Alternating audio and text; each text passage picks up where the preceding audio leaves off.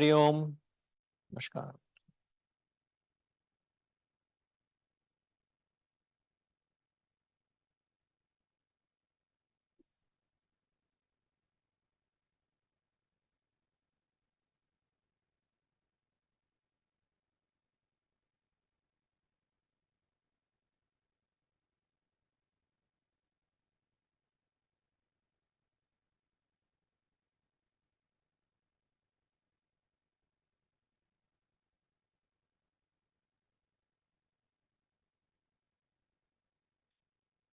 Vaishnav.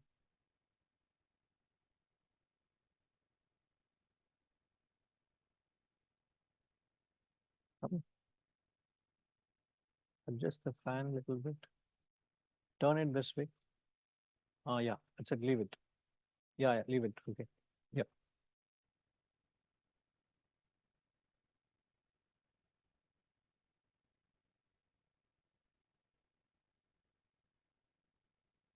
The last was the 18th verse, right?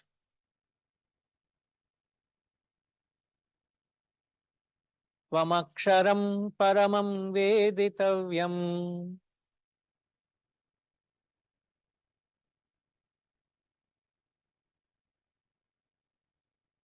Tvamasya vishwasya param nidhanam.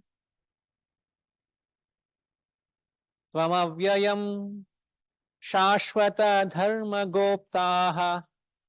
Sanatanastvam purusho mato me. I consider you to be Aksharam, the imperishable. The word imperishable can only be understood with reference to the perishable. Everything that we experience is perishable. The body perishes, the mind perishes, the intellect, ultimately the mind and intellect also has to perish someday. The feelings that we entertain perish, the thoughts we entertain are impermanent. The material world, the materiality around us perishes.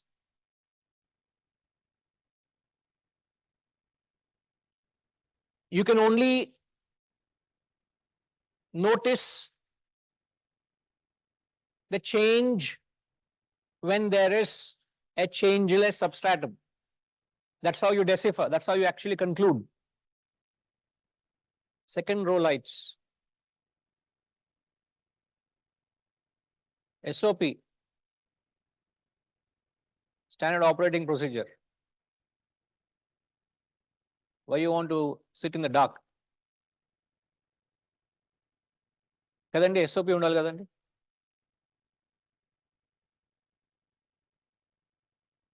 So the change is perceived only when there is a changeless platform.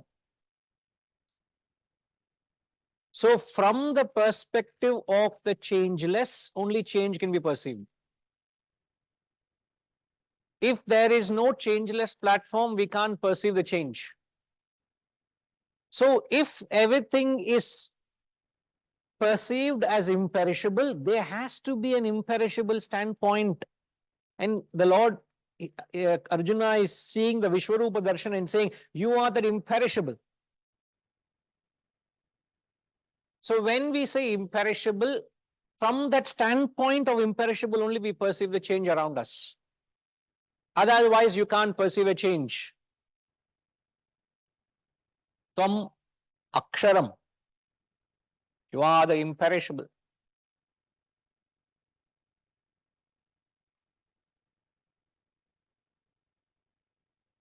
Paramam Veditavyam. Paramam means the supreme. Veditavyam means to be known. It is the highest that should be known, that ought to be known. There is no point in being content in achieving the terrestrial. There is no satisfaction in getting to the terrestrial realms. In fact, any amount of terrestrial pursuit is no satisfaction at all. So he is when you look at the Lord, it's a reminder when we come in contact with this text, the Shastras, it often reminds us that you should look beyond the terrestrial and seek the transcendental. Therefore, he says, thou ought to be known, should be known. Means that should be constantly on the back of our mind, that I must seek it. I must not be content with anything that the world throws at me. All that the world can offer to me, I should not be content. You are that should be known. So that urge or the desire to get to the self must constantly be, it's like in certain places of, in fact, in temples, Orthodox temples, they don't let that lamp die away, isn't it? The lamp is ever lit 24/7, isn't it? Even when the temple is closed, the lamp is lit always, isn't it? So that lamp in you is that desire for the self. So it should never be that the worldly desires, the worldly attachments. Sir, நீங்க society சொல்லிட்டு பார்த்த இன்ப சாமான் கொண்டு must go off, sir. Sir. True.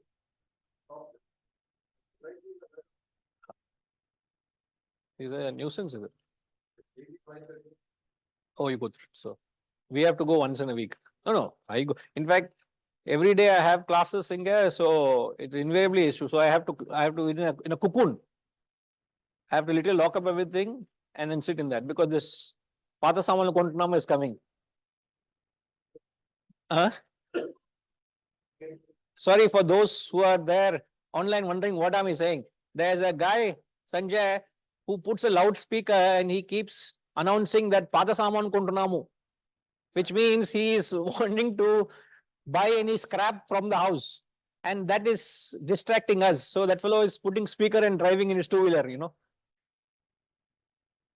So I feel sometimes I must sell myself to him. Please, I'm also scrap. Take me, you know. We are also scrap only now. Oldest in this class group, please take them. Scrap products. Gayatrima, we are safe, Gayatrima. No, little time we have got. We are in the category, we are little behind.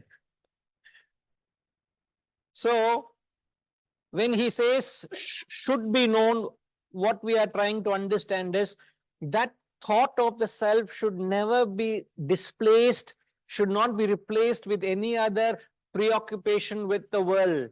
And that can happen any point of time to us, because it is always one thought of the transcendental vis-a-vis the mass of terrestrial thoughts. This is the challenge that every sadhak has to deal with. There is that desire to get to the self. When he says paramam veditavyam, that also is a desire. You all have come here because you have that urge or the desire to know the higher. But at what cost would you pursue the higher? Would you be able to put anything, would you be able to drop anything to pursue this thought or this desire, this urge? So may that urge to get to the self never be displaced, never be replaced with any other worldly thought or preoccupation. Means every other pursuit in life should feel so trivial, so meaningless in presence of this grand vision or this mission I have to know the self. That's how we should look at it. Not that he is praising that goal, but what is the point Arjuna praising the goal? Does it mean anything to us? Does it inspire me? Am I able to get onto that path and not be interested in anything else but that? So whatever roles that we play, whatever duties that we so-called duties that we carry on, it should never become an impediment that this primary objective or goal is not met. In fact, have we not learned that the primary purpose of human birth is to realize the self? We have often reminded ourselves, didn't we? But then are we doing justice to that primary obligation of knowing ourselves? To what extent am I doing justice that, yeah, am I met that obligation? I may be looking at my obligation as a father or as a son or as a manager or a general manager or a citizen. I'm trying to play the various roles. But what about the role of purpose of fulfilling the very objective of realizing yourself? Hmm? The main role is forgotten, and I'm remembering other roles. Oh, have I gone and elected? A career discussion. I saw Shivaji's finger mark, and I'm reminded. Role of performing your duty of voting. Once in 4 years, you have to vote. Pay your obligation. How does it matter? How does it matter which government is ruling? How does it matter which municipality is ruling? How does it matter who thinks what of you or the world? Am I sitting here transforming the world? If I can do well to myself by transforming myself, that is the highest thing I can ever think and achieve. The only thing I can do is transform myself. Except that, I'm thinking of everything else. That fellow is doing his job, I'm worried about that fellow. See, this is the problem. Sitting here, I'm worried that fellow. A lot to lecture to myself, not to you all. So that real fervor, that real purpose that I will lead. In fact, the Shastras go one step ahead. In the Isavasya Upanishad says, Iha cheta vedi data satyamasti. Nacheti ha vedin mahati vinashti. If you fulfill this very purpose for which you are born, satyamasti. Your life is fulfilled. You have lived a life of satyam or truthfulness. But one who has not achieved that, which most of us fall into the category, one who has not achieved that but fulfilled so-called other obligations as a father, as a son, as a neighbor, as a sister, as a brother, as whatever, you fulfill that but not fulfill that primary purpose, bhati vinashti.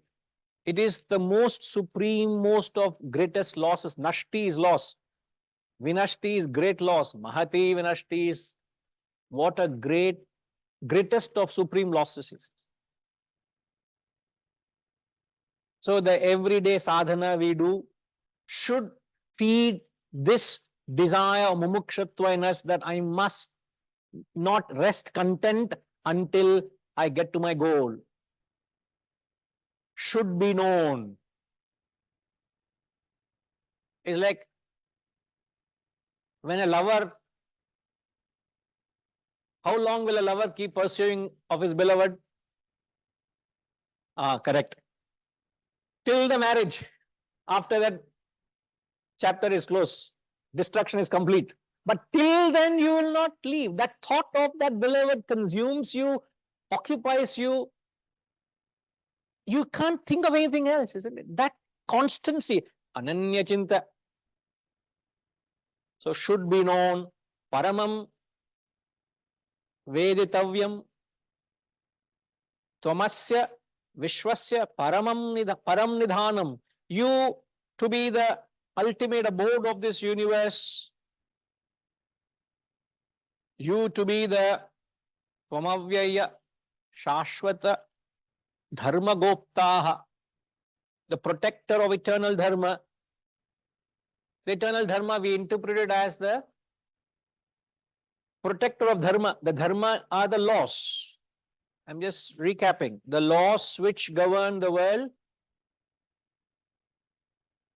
What are the laws? We did mention of the various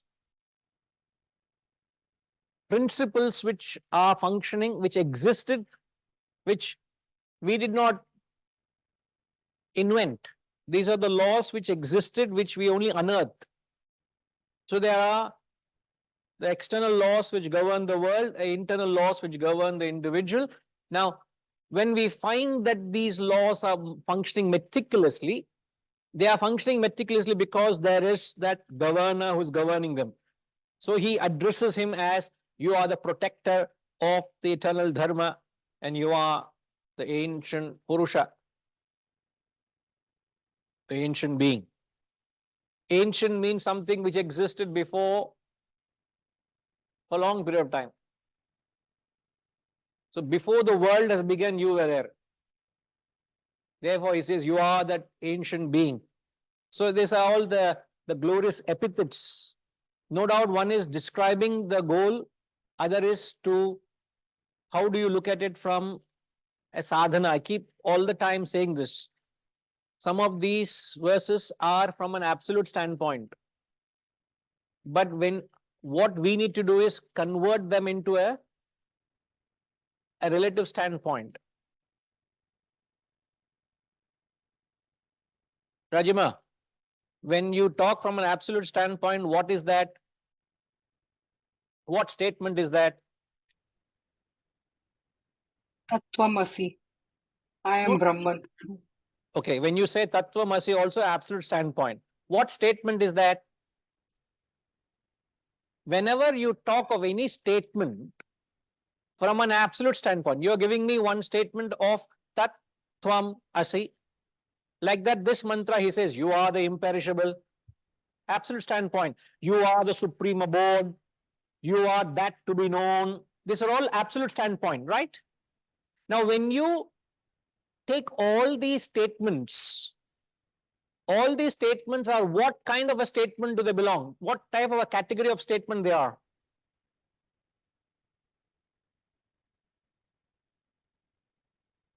Therefore, Vakyas, no? Mahavakyas. Of the 4 Mahavakyas, which Vakya is this? You all recall the more 4 Mahavakyas?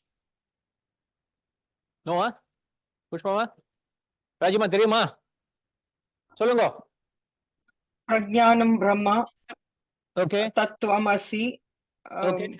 Aham Brahmasmi. Ah.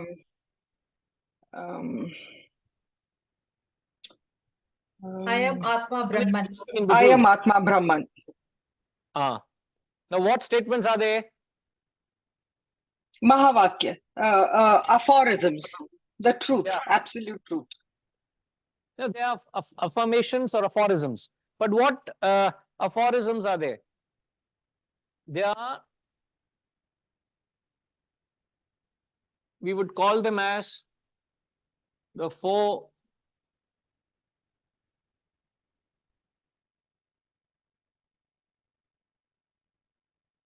Mahavakyas. From them, the Vedas are born. The very Vedas are born from the Mahavakyas. So Mahavakyas are short, cryptic statements, that's all. Short statements, but great, profound. Maha in sense, great statements, profound statements. So the first is Tat Tvam Asi. What does it mean? RM, what does it mean?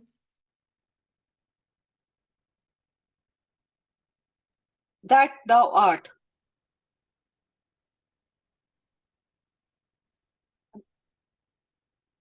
Oi. Ah.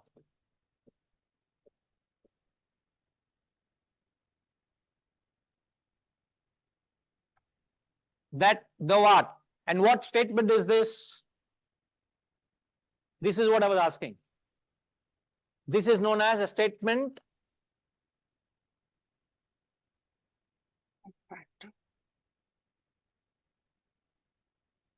Lakshana. The first one illamma idu. Prajnanam Brahma is the first one. Da. The first one is Prajnanam Brahma.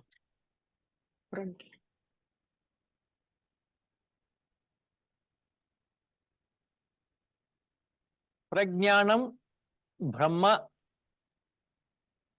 What does it mean?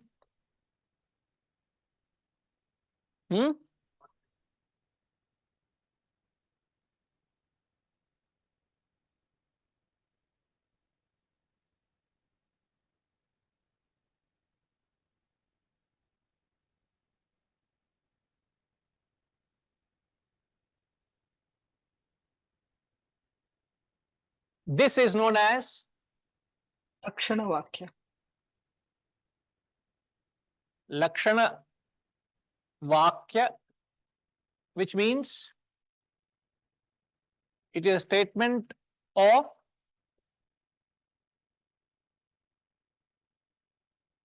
fact. Consciousness is Brahman. Consciousness is the reality. This is a statement of fact. You can't change it, I can't change it. This is the first Mahavakya. The second is Tat Tvam Asi, which means that thou art, which is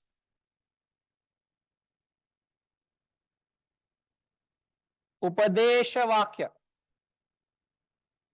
Upadesha means a guru is giving us the advice. A guru is giving us a clear direction, which is statement of advice. So the teacher tells us, first, this is the reality. Second, the guru is telling us, you are that reality, man. Seek that, you are that. Because when a student goes and asks the teacher tells you, who am I? You are that. Tat Tvamasi, that thou art. So second is the statement of advice. The third is I am Atma Brahma. This self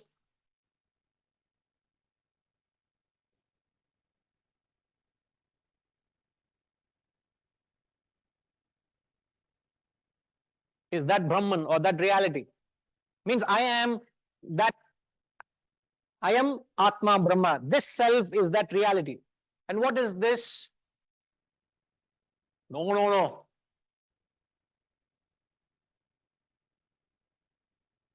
This is known as Abhyasa Vakya. Abhyasa Vakya means a statement of practice. Then comes the fourth Mahavakya, which is Aham Brahmasmi, which means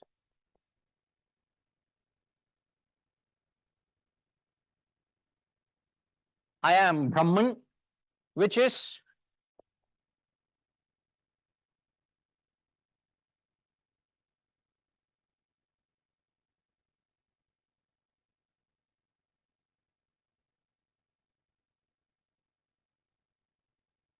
statement of experience. When one realizes the self, he actually declares that I am that reality. Aham Brahmasmi. No, so from these four aphorisms are born the various four Vedas, the Rig Veda, Yajurveda, Sama Veda, Atharvana Veda. So this is the very mother of all the Vedas. They appear in the Vedas, but the Vedas are born, so they quote the Vedas. The Vedas quote these aphorisms. It keeps coming, but because these are the very origin. It's like all my life I'll be quoting my father's name. I'm born from him, no? He is my origin. So I keep saying everywhere I write, who's your father's name? And the Madri. So they keep quoting the Vedas, the Upanishads, they keep quoting the aphorisms. So there is no explanation given. This is the at most briefest method of communication. So their style of communication was, what's the style of communication then?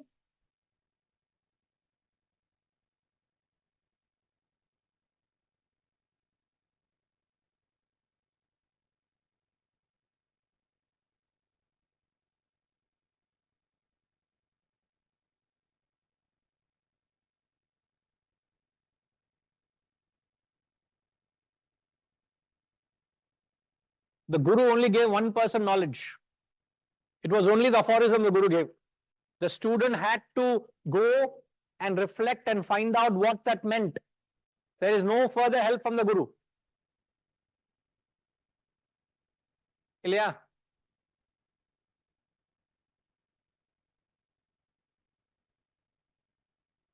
Aham Brahmasmi is a state of realization or statement of experience. In the experience, I've experienced that truth. It's a reality. Isn't it? So, the question, Rajima, I asked you was, what's the question I asked you? You remember? Yes, Guruji. What are the types of vakyas? Illa. What are the type of vakyas illa? What we said was, when we read this verse or when we reread what we learned last week, the effort is to make it applied philosophy. Like when we said paramam veditavyam, when we said it should be known. We interpret it as something, our effort should be that the maze of worldly desire should not camouflage this desire to seek the self at any cost. The attachments to the world should not precede our primary objective or purpose to discover ourselves. I explained that way. So what are all these statements? Paramam veditavyam, Tvam aksharam. What category of the Mahavakya they fall under? Abhyasa vakya, Guruji? Illa. No. Yes, ready, Garu? Anubhav. They fall into the first category, the absolute standpoint. You are the imperishable. As a statement of fact, Ilya. They're all statement of fact. Lakshana Vakya. Now, how does Lakshana Vakya help you? It will not help you, isn't it? So, Lakshana Vakya has to be converted into Abhyasa Vakya. So, what the effort in this classroom remains constantly is to keep changing the Lakshana Vakya into Abhyasa Vakya.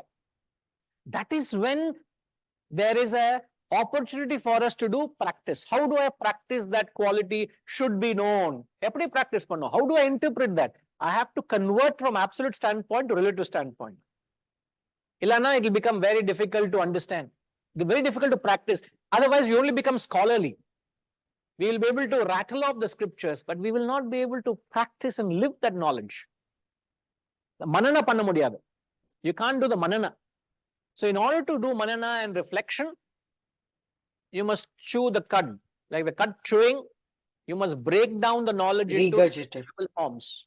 That breaking down is known as bringing the knowledge from absolute to Relative. applied, which is from statement of fact to statement of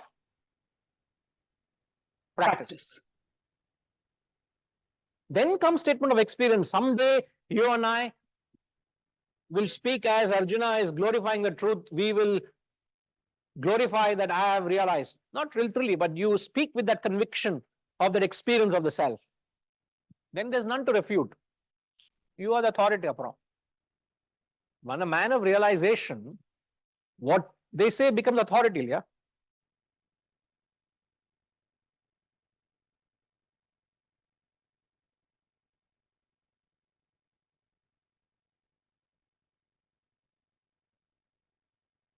I am not taking any credit here, but what you must understand is the effort that we are putting in is something very unique. You don't get across this kind of effort being put in. When you take a text and convert it into an applied philosophy, you don't come across that kind of a very careful, conscious application.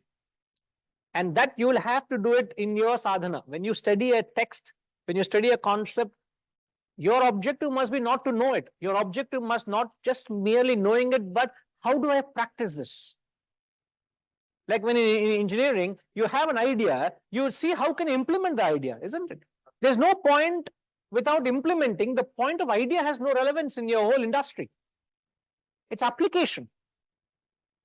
But it all starts with an idea. So the whole knowledge is of an idea, of a very profound idea. But how do I convert it into abhyasa? That is what brings about the change. That's what brings about transformation. Otherwise, it's just academic, it is just scholarly. You will parrot better than me or better than the best out there, but that is not the point. Kadandi. But as I said, these set of verses are very poetic, very beautiful section, right? We'll move on. 19, please.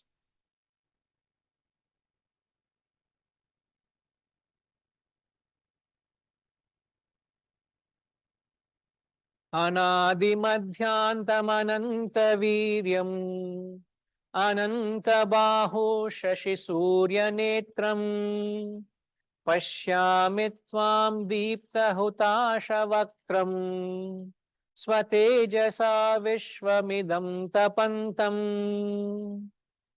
anadimadhyantamanantaviryam anantabaho shashi surya netram pashyami tvam deepta hutashavakram swatejasa vishwamidam tapantam.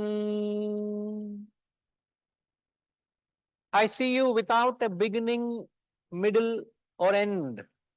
Anadi, madhya, anta. Ana, without a beginning, middle or end. Anantaviryam, again all absolute. See, if you look from an absolute point, it is helpless. You are helpless, you are lost. They are all superlative words. In fact, if you look at many speakers, they mesmerize the audience by talking from an absolute standpoint.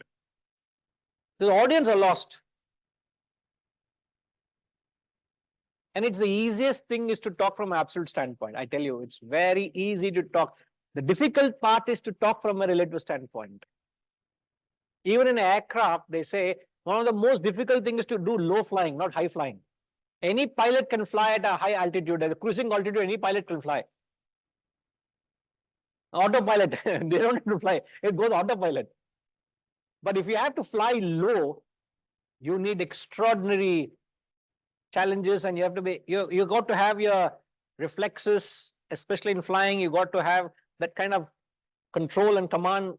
It demands far greater control than cruising altitude. Similarly, to bring the knowledge down is very difficult. To float it high in the air is very easy. So you will notice it. As I said, you will notice it. I see you without a beginning, middle or end. Infinite in power. Ananta viryam. Ananta bahum. Of endless arms. The sun, the moon are your eyes. Shashi, Surya Netram. Pashyamitvam Deepta Hutashavakram. I see you shining forth.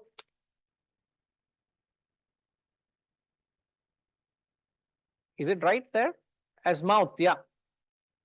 Shining. It's shining fire, shining formula. There's a typo error there. Shining fire. Please change in the docs that you have. Everybody change it. Shining fire. Means your mouth is as fire. Shining, radiant. Heating the universe with your radiance. Swatejasa. Tejas is a very spiritual word. Clear? Tejas. Swatejasa. Heating this universe with thy radiance. So when you say Tejas, what does it mean? Brilliance? Something which is shining? Effulgence? Tejas? It's a very spiritual word, Tejas. You don't use it anywhere else. Huh? Mature? Far more than maturity, not just maturity, is like an aura and a halo, they say, He has got a halo around his head, Huh? That comes because of revealing yourself. Self shines from within you, So when he says in this verse, no beginning, no middle, no end, Sanjay, what does it mean? No beginning, middle, or end?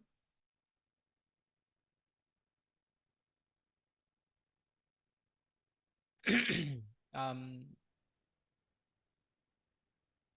eternal was always there. Eternal? Yeah, it was always there. It was never created, never. No, it says when he is describing a form, there's always a dichotomy in what he sees and what he's saying. That is evident. He's seeing a form and he's saying no beginning, no middle, no end. A form has to have a beginning and an end, right? And he's saying anadi madhyantam. When you say no beginning, middle, and end, it refers to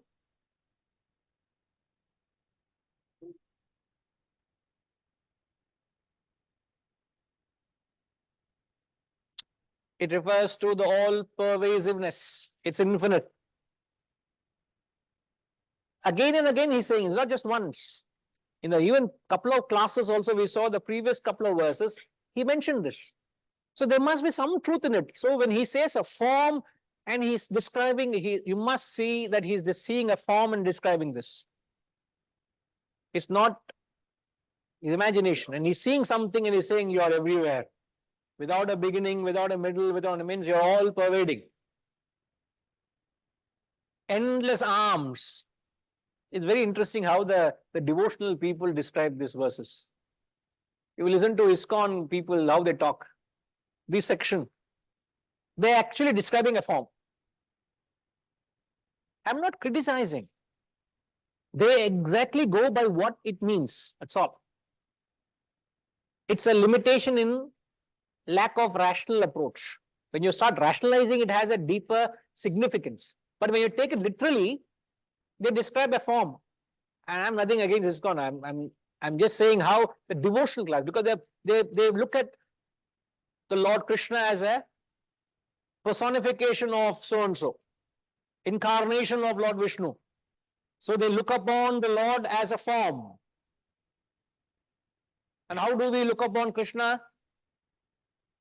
What does Krishna mean? Pushpama? She was staring at me. See, even now she's not blinked.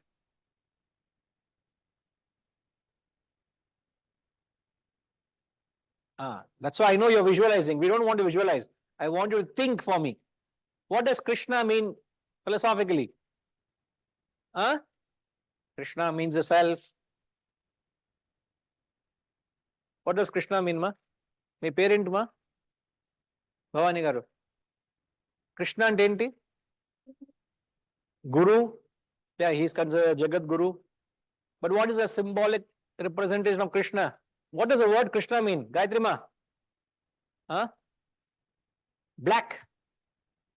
Krishna is Ananda. Krishna also means black. Why is Krishna black?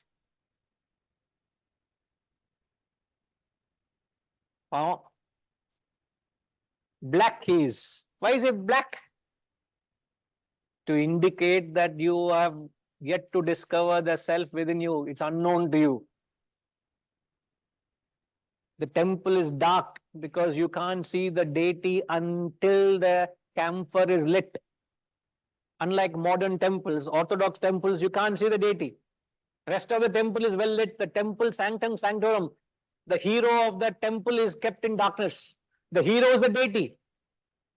And what you have done to the deity? No light at all. There's enough light for everybody to walk around the temple, but the temple sanctum sanctorum is kept dark. Intentionally. Why? Just to tell each of us that the self, a God, you don't know, you can't see it. But when can you see it? Only when the lamp, with the help of the lamp, the camphor is lit. What does the camphor symbolize? Vasanas. When the vasanas are burnt, that is when you get the glimpse of the self.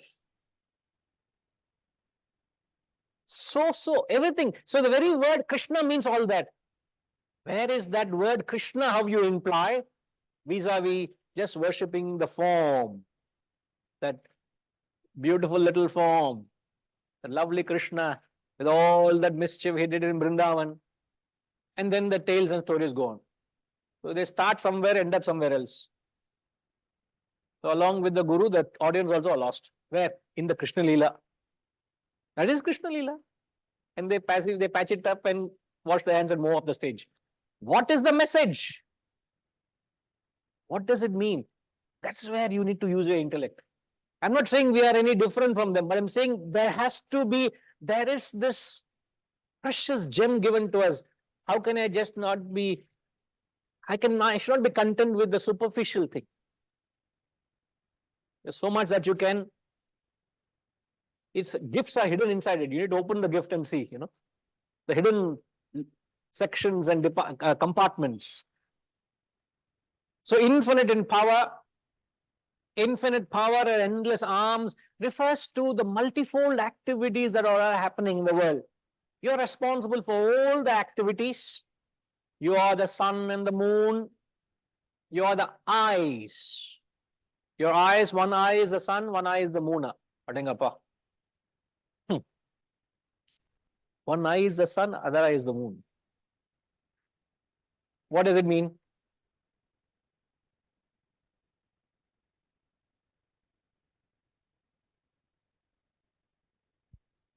Huh?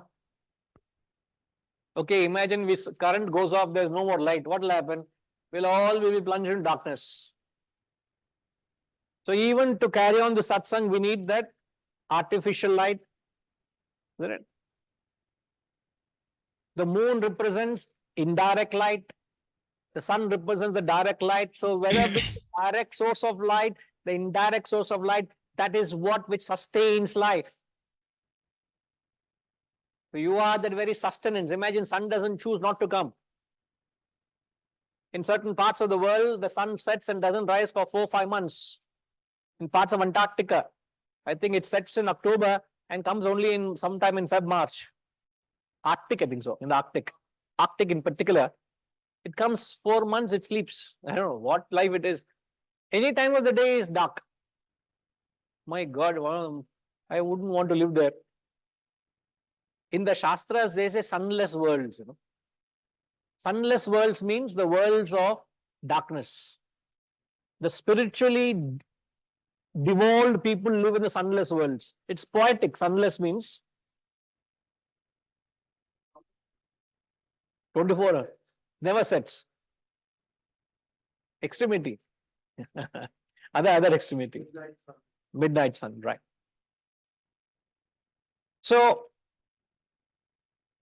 the eyes, sun and the moon symbolize the various source of light, which is the vitality.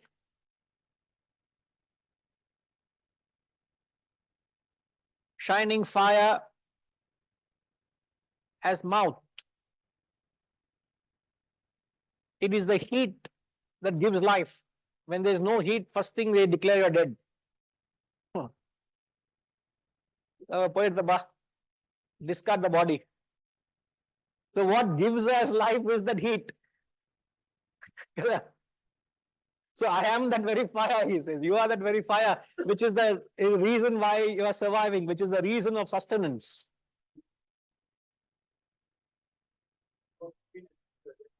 The body. It becomes the body. Next second. And yet we are asserting ourselves to be this body all our lives. What a irony. What a pity, man.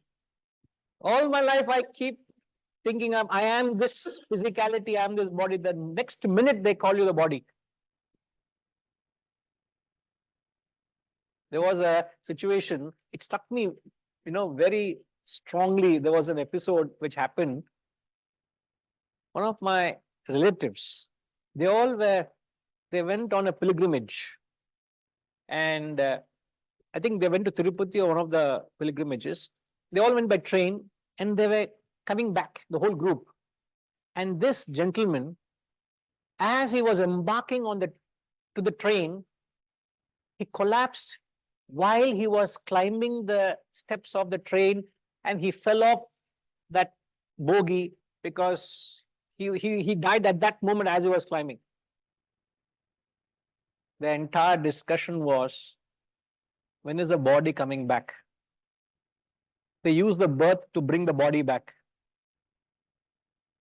I tell you that episode of that dialogue which I heard, and this is more than maybe 25 years ago, that has stuck so hard in my mind, so vividly, that how did they address him as the body? And they brought the body in the same birth because the whole family was there. They're coming home. So, okay, what can we do? Just bring back home. He's declared. There was a doctor there. The train stopped. There was a doctor who declared him dead. There's nothing he can do. No point taking him to hospital. They brought the body to Hyderabad.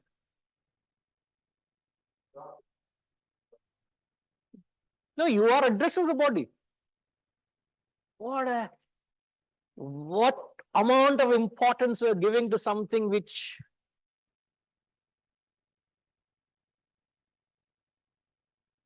remember the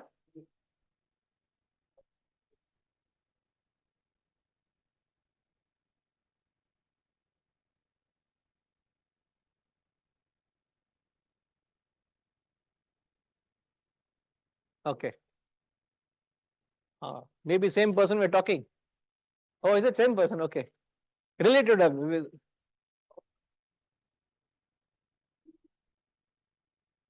No, because the name is just an identity. But that identity has gone. There is no meaning. Identity has no meaning. That's all. You have a certain association, certain memories. Some people are not worth remembering also. Forget the chapter close. Forget it, how long to remember.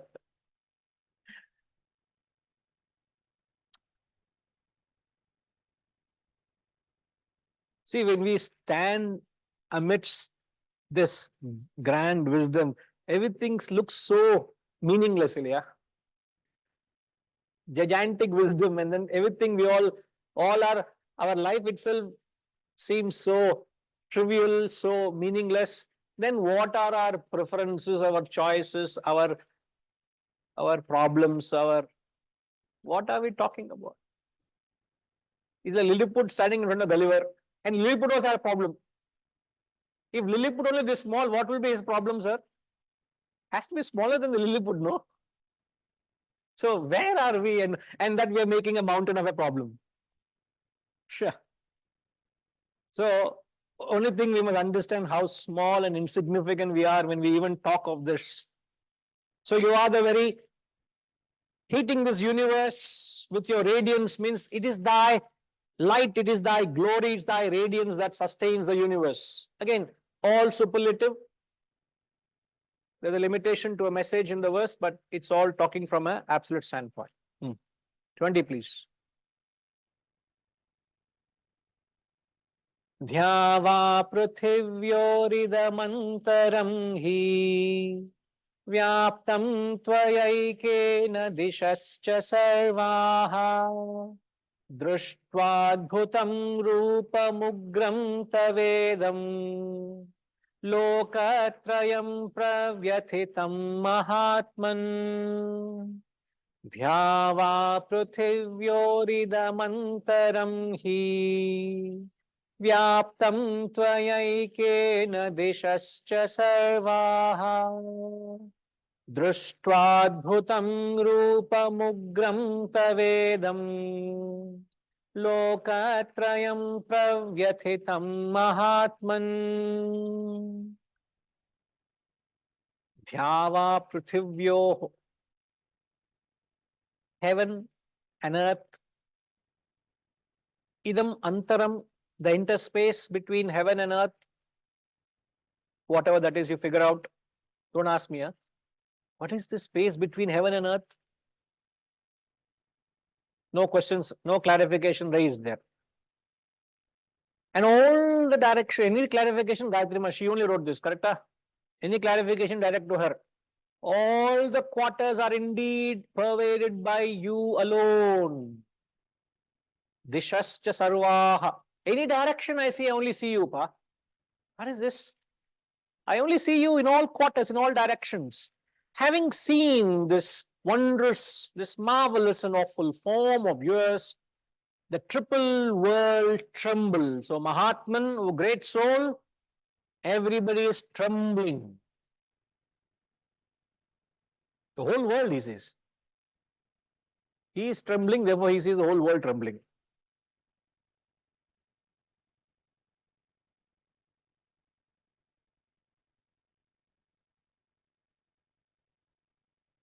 First line, he says omnipresent. Brahman is the omnipresent. Omnipresent means everything you see is nothing but pervaded by the Lord.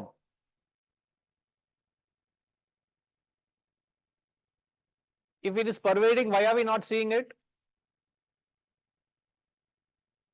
Very valid question, no? Gama, you do all that later on, no, please? Whatever you do, everybody is seeing it in the hall. I want to ask somebody, then I'm seeing some files. Gayatri Ma, you answer the question. What's the question? If God is all pervading, why is it we are not able to see Him?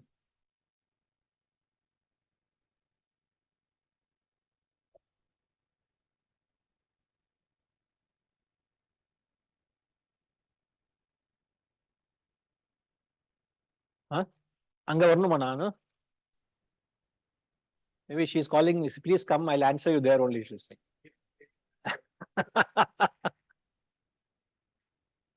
God is not saying சொல்றாங்க அந்த என்ன answer comma His all pervading. That's maybe we don't have the eyes to see him.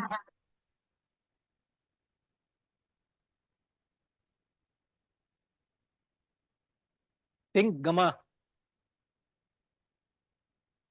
you can't say we don't have the eyes to see. Why are we not able to see God when He is all pervading, omnipresent? Yeah, we are not able to see the God in everything because our own, we see with our own gunas and other things. So we are not able to see with our own selfish things. We identify to the identification and not to the Brahman. Sorry.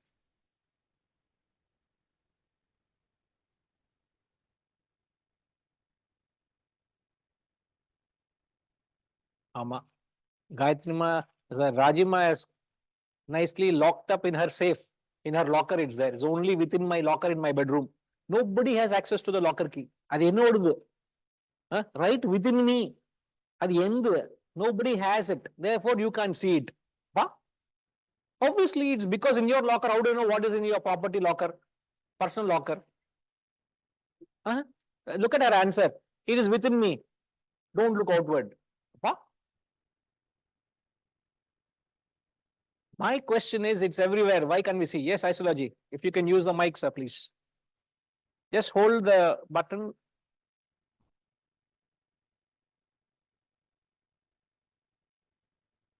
So, if you don't mind, I have a counter question to that. Question, counter question. That's the only answer I can think of. If at the highest level, God cannot be seen, then how can you see Him? At least with our physical senses. Maybe you're not meant to see Him. When I say, why don't we see, it's asked proverbially, not literally like I see you and you see me. You literally can't see, as technically this, all the Vidwans are answering that God is not an organ of perception. Adella answer vardu. Not that way, but proverbially I'm saying that we can't see God. Why can't we experience God? That way also. That is Ajnana. Ajnanam. inability to see for whatever reason, again, our eyes are not opened, our spiritual eyes are not opened. We're not doing inner sadhana. That's our karma. You are flowing, sir. The reasons why we can't see us, answers I know. Actually, I'm talking about myself. I'm not being personal there when you say that. But why can't we see God? You're right. In a way, you're right. Absolutely. Ignorance, avidya. Vasanas also don't permit you. Huh? We are in the darkness.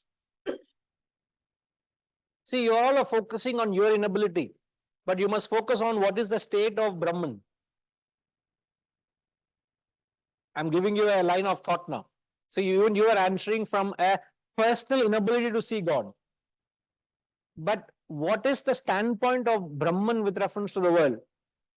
Hold on, think. Don't plunge at me. Sethuji.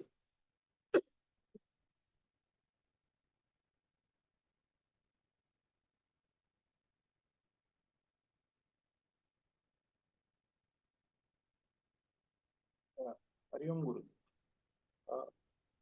Gross cannot realize subtle. Subtlest. Gross cannot. Again, you are, Sethuji, all of you are approaching from a standpoint of limitation.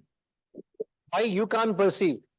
But when he says Brahman is everywhere, which is a matter of fact, why are we not able to perceive it? Because we are ruled by mind. Sorry, sir? Mind. Mind. We are using mind. Never mind, sir.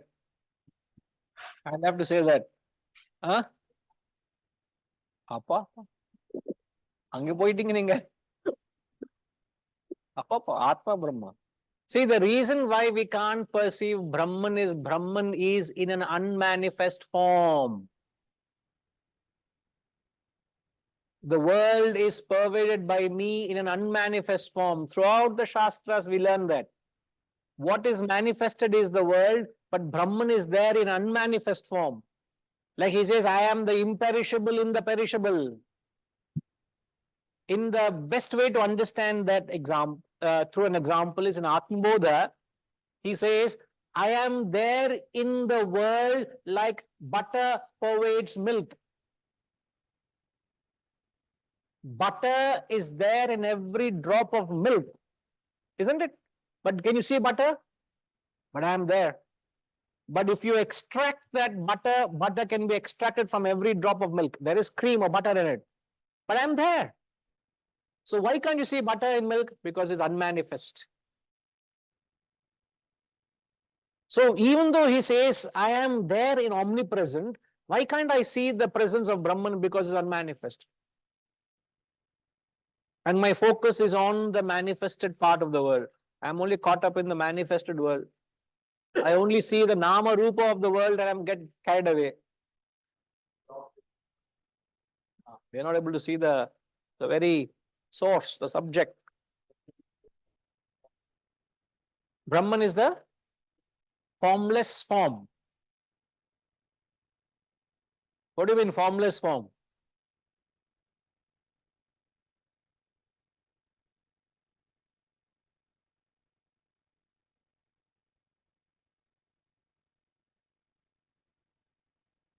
He is in, not he can be in any form. In fact, he is in every form. Right, he is. But we are able to see only the form of the God. What form? Just like idol or something like that, which is within our perception, limited perception. Right. What we call as God is only an objectification of God. Yes, good. I'm objectifying God for my own convenience. Yes. With our limitations. It is only conveying our limitation that I am not able to see beyond that objectification. Yes. I'm not saying you're wrong, but we got to start somewhere. Yes. But ultimately, one grows to see the presence of the form, not just in an object. Like, for example, we have created an idol of Lord Ganesha. We worship, we bow down to Lord Ganesha as a symbol of God, of Brahman. Yes. But why have we created the form of Ganesha? Because I am not able to see Brahman as formless reality. I am not able to see. So for our convenience, we have created various deities, various idols, various gods and goddesses, just to give that prop, that help, so that we grow one day to perceive the omnipresent reality. Again, absolute standpoint. How do we bring it down to a relative standpoint?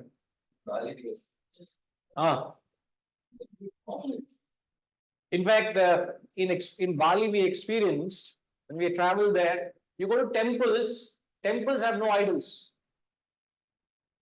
You go into a temple, you go to the sanctum sanctorum, there's nothing there. Said, anybody invaded and took the statue? They said, no, they've never had, not just one, most of the temples had no idols. So temples without, like that earlier. Yes. No, next to it, there is the Empty space. Space. Endless. Give it to Samyama once.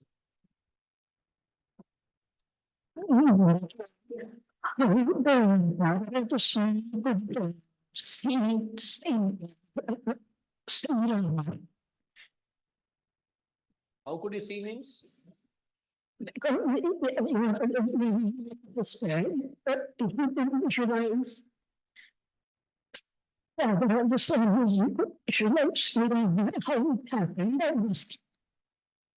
Just like Arjuna is visualizing the Vishwarupa Darshana, Saint Tyagaraja also visualized Lord Rama. Mirabai visualized Lord Krishna. Exactly the same way. So, other than that, we can't say anything. And we should not question it. It is beyond our limited intellects to belittle that experience. We should not. We're not doing that, but we're only trying to take it from an intellectual point of view so that we understand there's a deeper meaning. That's all. But in their profundity of devotion, they could see the Lord, they could relate to Lord in everything. What is what we are saying? No. And omnipresent is you see God in everything. So they could see Rama actually as if amidst him, as if he gave him the version. That only meant that they were so consumed by the thought, they became the very thought, he became Rama himself. So perhaps he saw his reflection in the mirror, he saw Rama. It just tells what state they were. See, you can also look at it from such a positive angle rather than saying it is their visualization or things like that, because it's great. That is their elevated state. We can see when we talk of Arjuna here, we say that it is visualization, it's not perception. But Arjuna, you can't compare the experience of Arjuna to Tyagaraja. Same Tyagaraja it's like chalk and cheese we're talking. So we can't dilute that profound experience. We bow down with great devotion. But what you must understand is when you take the path of bhakti, you should not take the path of jnanam. You should not try and rationalize devotion. This is what happens, I'm not diluting the concept here, but there's a generation gap, no? What a generation gap? Many a time we try to rationalize emotion, which is what we are saying. We should not rationalize emotion. When we take emotion per se. For example, after this classroom, let's say if we're having a satsang of bhajans and we sing a Ram bhajan, would you intellectualize Ram bhajan or would you actually visualize Lord Rama and the glorious qualifications that the bhajan glorifies Lord Rama? We don't reason out, don't we? You should not reason out. You should take on pure emotion. Now, in the modern context, and if you take an example, a boy and girl fall in love with each other. And girl is from a very well-to-do family. A boy is a jobless fellow, not so presentable, comes from an ordinary family, but still this girl who is charming, well-to-do, educated, wealthy, she falls in love with a uneducated,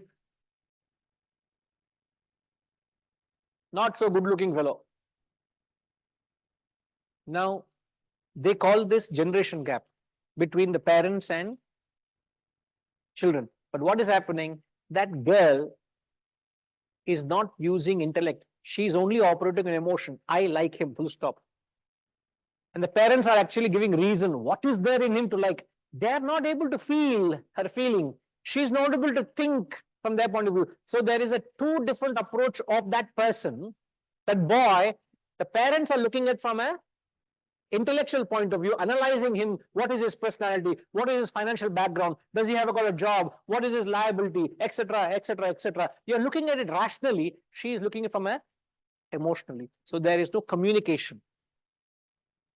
So you never mix up intellection and emotion. There is no communication possible. Therefore, there's always a conflict in that situation. So to answer your question, Samyama, if Saint Tyagaraja saw Rama as an incarnated personality, that talks of his elevated spiritual state. Let us not decode it. A different frequency. They could visualize it. So that be it. But don't try to copy him. That was his personality. That was his elevated state. He achieved it. You got to do what your personality demands. Just because he sang and did, you also don't do that. Each one is a different level. So that the medication is tailor-made to your requirement. Similarly, the spiritual practices are tailor-made to your specific spiritual needs. Right? And many a time we may start going overboard being intellectual. We should not. The point is the head should not become arrogant. The head should always learn to bow down with devotion. So the bhakti should always help us to keep your intellection in check. Otherwise, it is very easy to ridicule something. And we should not entertain such quality or get into that attitude. But we should take the best out of everything. Doesn't work. Is there a story, Setuji? King marrying a commoner.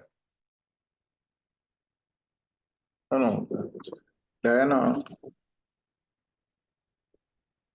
No, you said intellect and generation gap. Like Diana herself was a commoner. Hmm. Was she an aristocrat?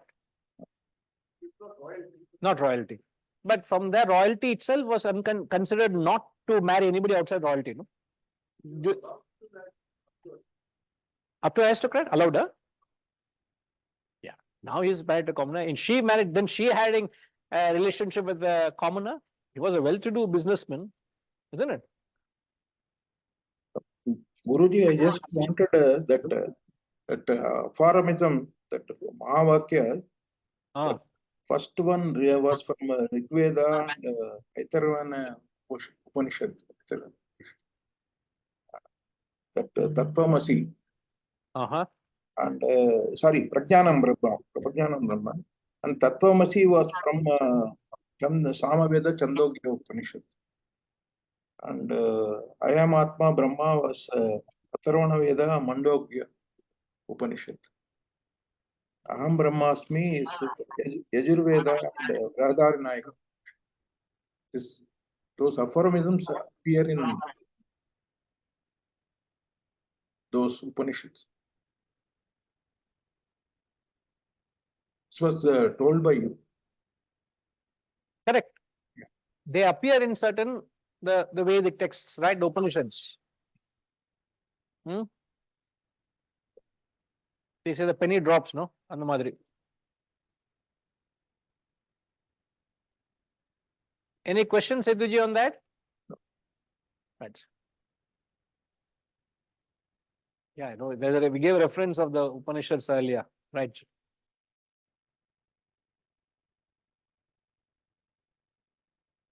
Next world will come. We're later next week. Oh. You can say triple world. You can say the waking, dream, deep sleep.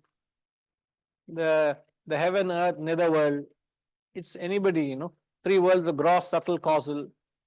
No, the body, mind, intellect. The three worlds: physical, mental, intellectual. Anything like that can be. It can be interpreted, isn't it? That's what.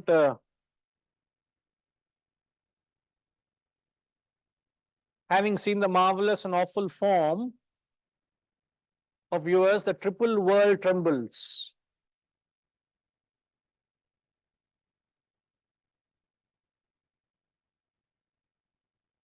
You can interpret that way. In sense, it's very generic. It means everybody, the entire world, everything is astonished. But why do you tremble? In fact, you should ask, why is the world trembling? I would be more interested in that question than which is the three worlds. Who can't face the truth? Give her the mic, please. Very right thought process. Yeah, answer is right. Why is the entire world trembling? It's on mark. Can't face the truth because you are not there. The entire world is trembling. Okay, why do you fear somebody? When does one fear anybody? You feel insecure. When you face them, you feel insecure. Imagine there are two people and A meets B, there's a fear in A. A has a fear Some towards B. past memories, Why? because of their past memories, some past experience, of bad experience. No, explain fear. Why is there fear when A meets B?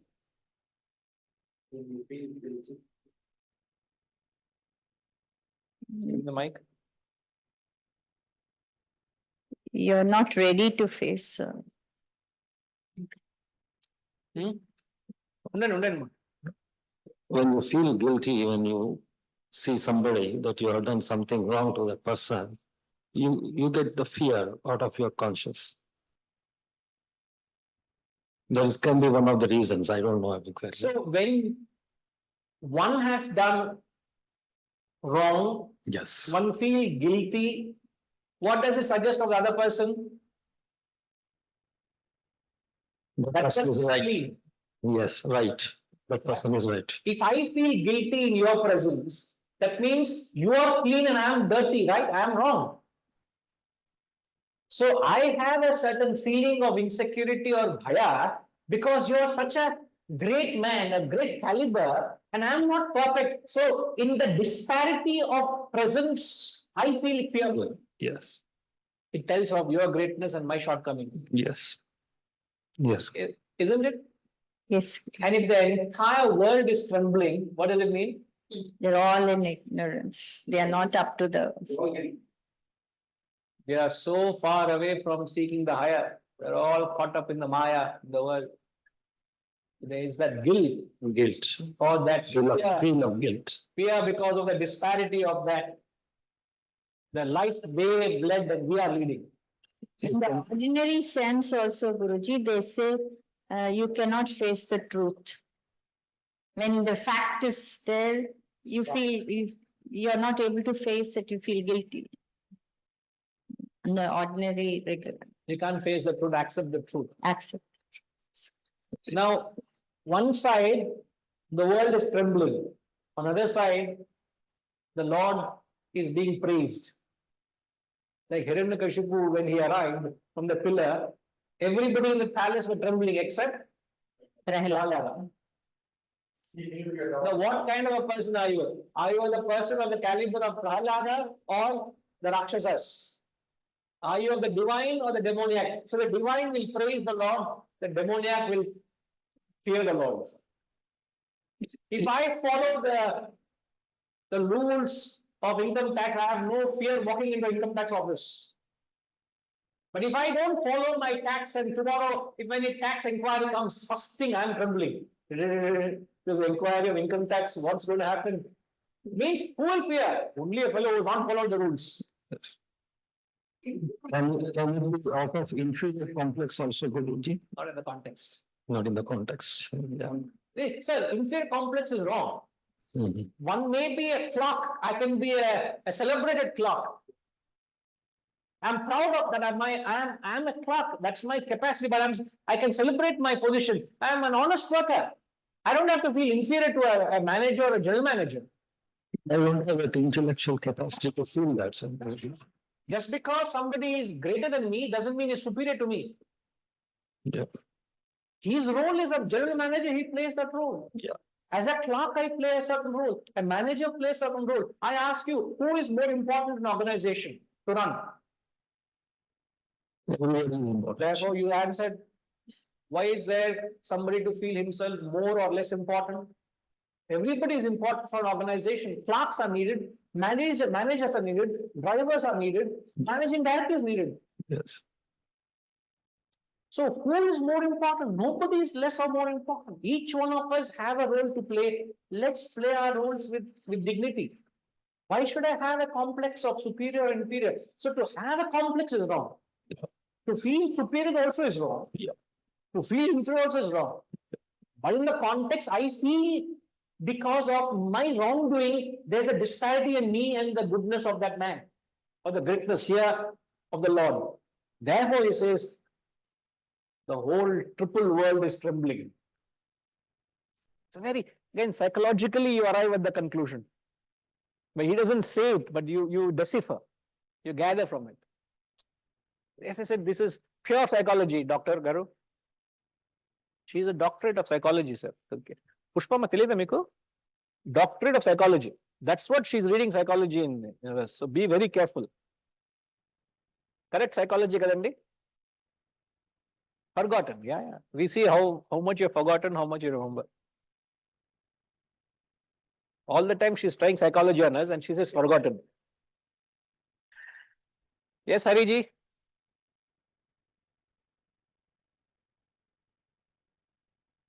Correct, ma. When you don't live as per your conscience, not consciousness. Conscience. Hariji, solungo. I will have fear only when I will fear only when Yeah, we can hear you. I will fear only when there is a sense of separation. But here when Arjuna is telling that you are infinite, you are imperishable, to me, Arjuna is still in the Dvaita Bhava, that you are infinite, I am finite. You are imperishable, I am perishable. My fear will disappear only when that feeling of separation goes, that I am in you and you are in me. I wish Here this. there is a separation. I am afraid of you because I feel you are different. When I feel you and I are one and the same, then I will never have a fear.